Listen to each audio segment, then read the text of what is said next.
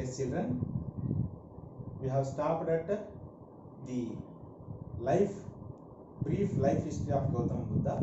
So in that life history, I did not mention when the Gautama Buddha was born. Gautama Buddha was born in 563 BCE, and he belonged to important kingdom called Kosala in Nepal only. And parents' names are Suddhodana and Maya Devi. Suddhodana father, Maya Devi mother, and he belonged to Sakya clan. Sakya clan. So in such a way, even though he belonged to a wealthy family, even though his parents were king and queen, and even though he married, by leaving his home, he went out to know the truth. What that incident? I already mentioned that Mahavinishkravana, and other important incident, that is Dharma Chakra Parivartana, where he first started the teaching of the principles of Buddhism. Now coming to the teachings of Buddhism, we have seen the teachings of Vardhamana Mahavira. The teachings of Vardhamana Mahavira, what I have told you, three Ratnas. Three Ratnas, I told you already. And in the same way, the teachings of Buddha comprised two things: four noble truths and eightfold path. What teachings of Buddha consists teachings of Buddha comprised four noble truths and eightfold path. The eightfold path, which is called Ashtangika Marga. What? The eightfold path is called Ashtangika Marga. And the first important one, what are the four noble truths? What Gautama Buddha told? The first important one is, the world is full of suffering. The world is full of suffering. The world is full of suffering and misery. That means all people have so many problems. That's the first important one is. Then what is the reason for suffering? The reason for sufferings of all these people are, that is, material desire. Material desire. That means you have desires. You want to get the material things. Material things means you may think that I want car, I want gold, I want houses, I want to achieve higher and higher posts. Like that, you so many people, all people may have different desires. They wanted so many material things. All people feel that the material things will give more happiness.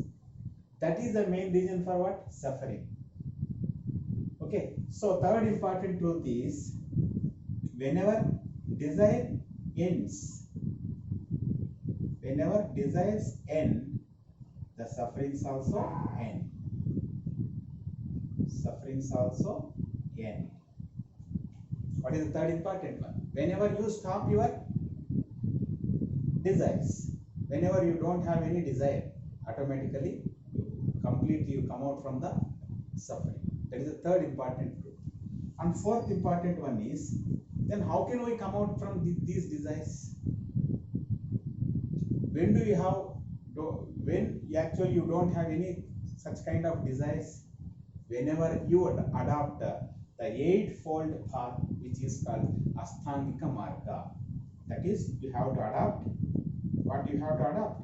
You have to adopt that is eightfold path. What that eightfold path here mentioned? Ashtangika Marga. Okay, so once again I will repeat what are the noble truths actually preached by Gautama Buddha. The first important one is, the entire world is full of suffering and misery. And what are the reasons for these sufferings? Material desire. That means every human being wanted to have more material happiness. And whenever you stop these desires, automatically you come out from these sufferings. How can we end these desires?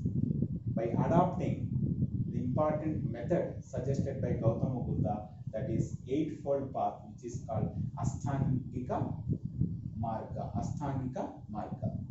Okay. So what is this Asthangika Marga? We have seen three Ratnas in case of Mahavira. What is this Asthangika Marga? The first important one, right belief.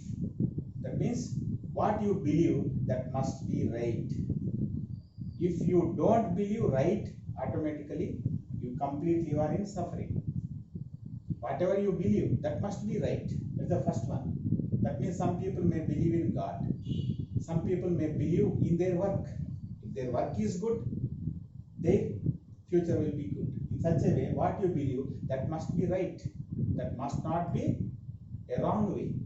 That must be right. That must be, so right belief. Next, right thought. What you think, that must be right. You should not think wrong. You should not have wrong thoughts. The thoughts must be right. Right speech. Whatever you speak, that must be right. That means always you speak truth only. So in order to cover one false, you have to speak always lies. That's why you better to speak always truth. What was advocated by Gautama Buddha. And right action. Whatever the work you do, whatever the action you do, whatever the deed you do, that must be right. And right means of livelihood. In order to earn money, all the human beings may adopt different types of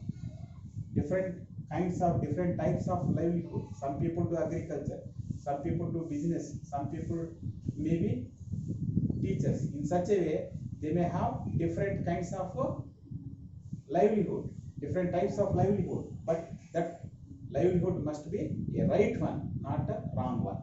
And right effort, that try what you do, that must be right. The effort must be right. You should not go in a wrong way. And right knowledge, whatever the knowledge you get, whatever the wisdom you get, that must be right. And finally, right meditation. The meditation, what you get, that must be right. That means while doing meditation, you should always think about the God.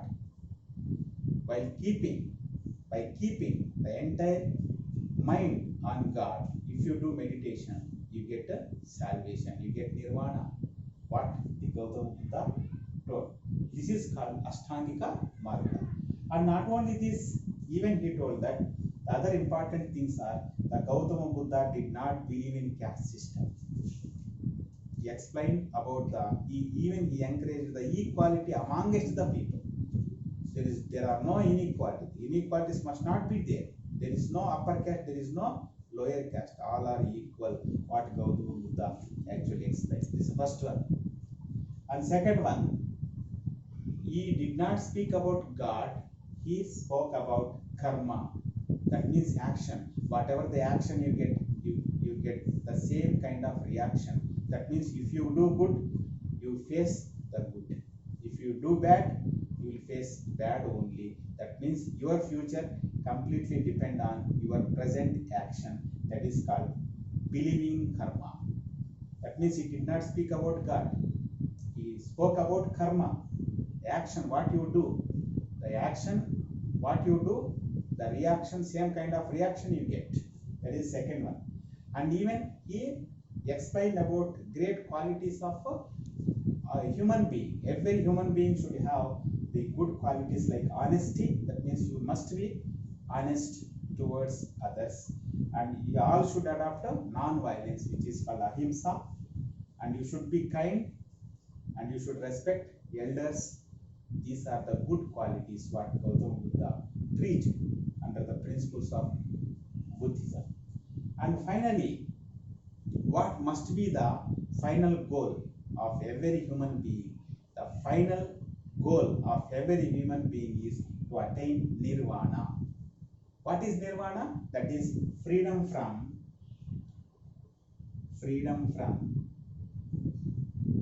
the cycle of birth and death. So what is the final goal of every human being? the final goal of every human being must be attain nirvana. Nirvana means, I told you already, nothing but moksha, nothing but enlightenment, nothing but freedom from the cycle of birth and death. That must be the final goal of every human being. So in order to achieve that, everyone should adopt the eightfold path, which is called Ashtangika Marga. So in this way, other important religion, the 6th century BC was founded by Gautama Buddha, which actually attracted not only common people, even the great emperors also adopted the great religion called Buddhism. So Buddhism, not even though it was founded in Nepal, even though it was spread in India, it spread to other parts of Asia also, East Asian countries like Indonesia, Thailand, Singapore, Vietnam, Cambodia. In all these countries you can see, even China, Japan, all these countries you can see the followers of Buddhism now also. That was the greatness of Buddhism, and in the coming videos we will see the related topics. Thank you.